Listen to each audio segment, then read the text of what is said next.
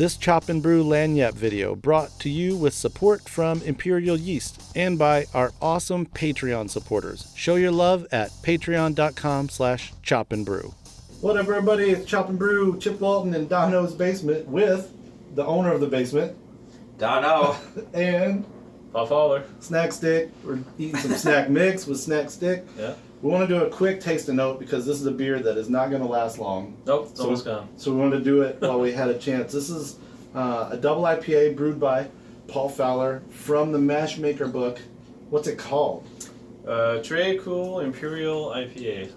This is one of my favorite. what's a Green Day beer? Yeah. Is it? Well, Trey the Cool. head note for I just put that together now. the bit that Dawson wrote about this beer is drummer. one of my favorites from Mashmaker. Like, it's about how when something gets too big, no one likes it anymore. He sets it up by talking about Green Day, all these people he knew from San Francisco loved Green Day until they made it big. Right. He kind of compares it to like double IPAs. Like, I used to love it till they were everywhere, but he also talks about how kind of improvisational they are, right? As a little bit was the setup. It's like, well, let's really have fun with this. So the recipe, and I kind of said this off camera, like, I needed this in my life. Like, winter has been a lot of malty beers, wild rice milds, and smoked porters with chipotle. So to get this was like, remember hops? Yes. So tell us a little bit about the process. And there was a couple of unique things, right?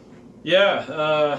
Well, this beer got picked because I needed to clean out my stash, and this beer used hops. a lot of hops, a lot of malt.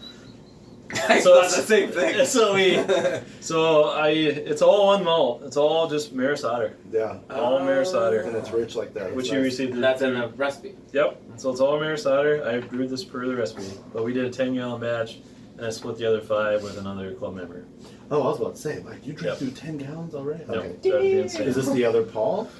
No, this is Sorry. James Corner. Okay. And he threw citrus at it from Imperial. But Oh, okay. he's gonna do a bottle swap eventually.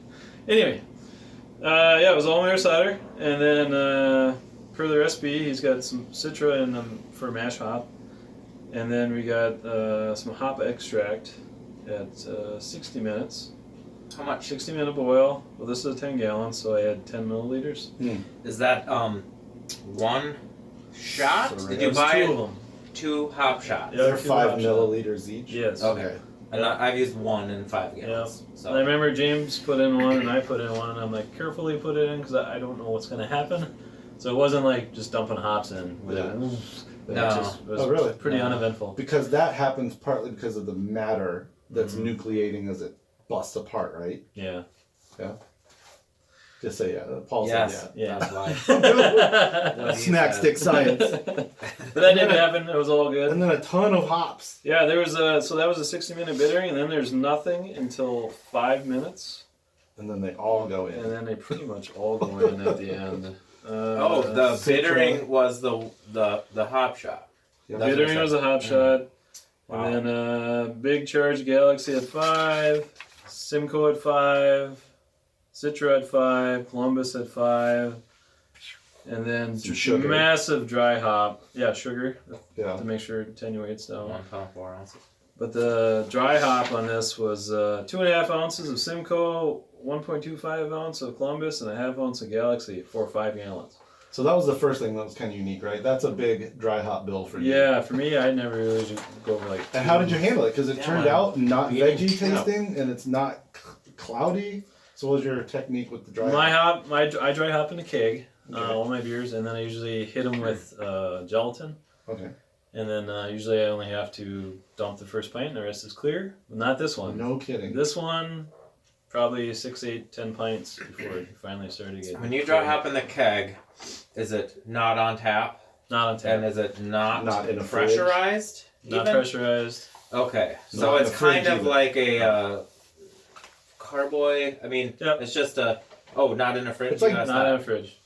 It's just okay. See, it's not really like you're kegging a beer. You're It's pressurizing pre-keg, it. You're like kind of. you're throwing the hops in at that time. Which some people do It's that. a stainless steel mesh tube. Oh. You put that in the keg with the hops. You put the beer in, flush the Okay. keg, and leave it at room temp for however many days. Okay. And then you remove the. Then you go in there with a pair of sanitized tongs and grab that sucker out of there. So it's not like you're Okay. serving it its whole life with No. this stuff in there, but no. there is still X amount of silt and whatnot. Yeah, you that get like a came out. super So fine you mesh. could copy that method of just doing it even in a carboy, either Yeah. maybe a secondary, maybe in the primary, possibly, but Mhm. however, and then Or you a bucket. remove it though, yeah.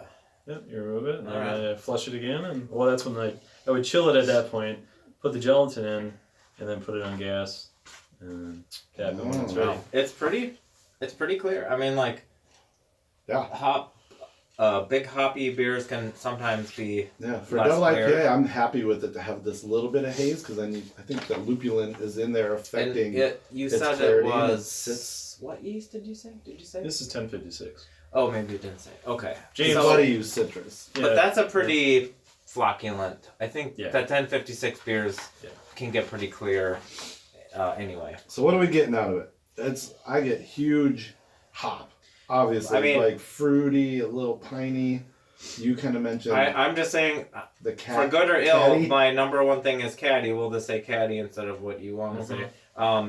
But not in a negative way. The No. taste is so full and rich and full of the hop flavor. There's a decent amount of bitterness, which some comes from the No. hop shot, some probably comes from the. Is there a hop stand or just the 5 minutes? Just And then the 5 then you minutes. started cooling it. I think it was 5 minutes. Pretty so after you were just kind of cooling it down. Yeah. Oh, so There's no so you stand. shouldn't get probably a whole lot of bitterness from No the stand. 5 hop minutes. extract is, Yeah, yeah, It's too mean Pure. bittering. yeah. and it's a lot of. But it has some bitterness. It's super balanced. I mean, it's Yeah. also very drinkable for 8+%. It is. That's the thing I know. Not like, it boozy, really no tastes alcohol just kind notes. of like an IPA with a good rich malt. Mm-hmm. But It's so it's also surprising. got booze. That's It's not, one malt. That's Yeah. all it is. It It's is. like, and that's a testament to Maris Otter too. Look at that. That's a little. Yeah. That's way richer than just yeah. straw. Then a, malt or than a something. Pils malt. Yeah.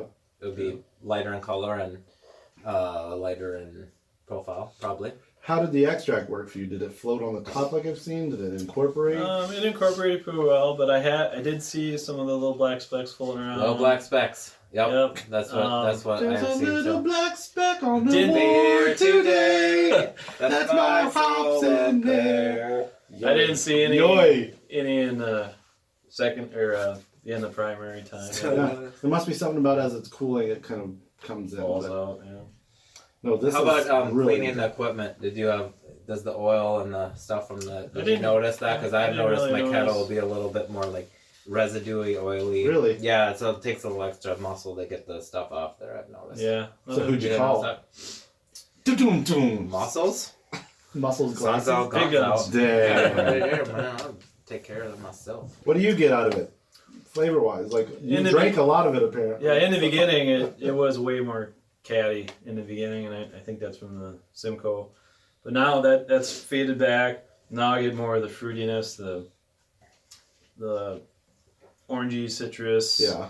What do you But- get from Galaxy? Galaxy to me is a little like lemony, tropical fruity, but like almost like a sweet cereal, almost like a Fruit Loopy kind of thing. Okay.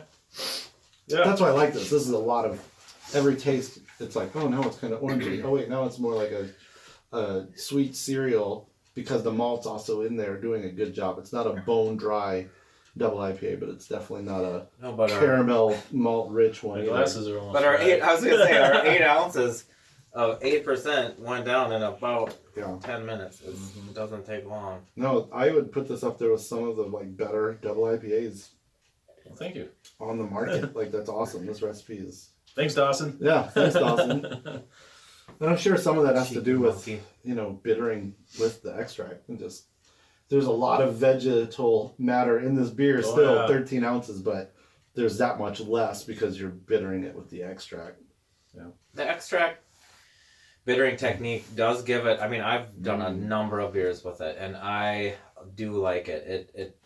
It's almost hard to describe, but it's just like a certain level of expected clean bitterness that you're gonna get, and then you can load it with all of your hop charge at the end and get all the flavor and aroma that you want.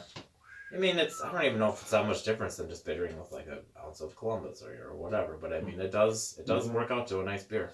Paul, thanks for Fowler, hooking these bottles up. Yeah, Dawson, Mashmaker. This recipe's actually online for free, or you can buy Mashmaker and support Homebrew. We'll put that link below. We'll also put the free link through the Growler magazine below. So I still love Green Day.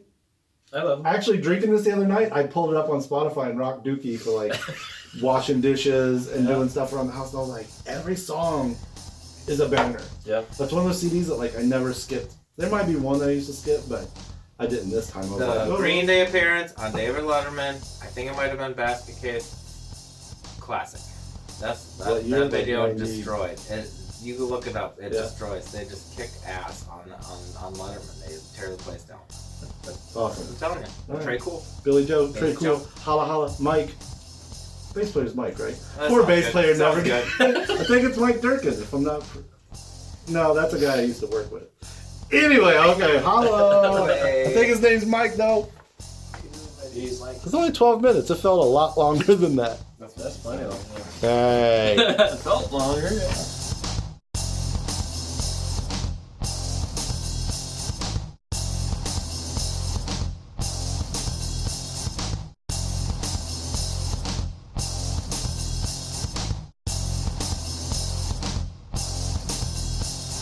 Goodwill shirt. For the show? For the You're a hangout? fan of the button, the snap Sometimes button I shirts. got a couple. I do have a couple of them. Yeah, I do have a couple. Denise, dad loves those My shirts. second one maybe. From the country. It's a little bit rock and roll. It's a little. Yeah. I feel like It's weird to not. It's weird to not be able to see myself. But you just gotta have a little faith. Are you in? Do you want me to see assume if you're so. in? Do you want me to go look? No, the edge of this was in, so I think I'm there. I can. I don't believe you. Now you're gonna like. Now I'm gonna bump it. You're in like hell right there. Oh, okay. In like. All right. Well, I There's a have seen little some. black speck on the Did board today. That's That's my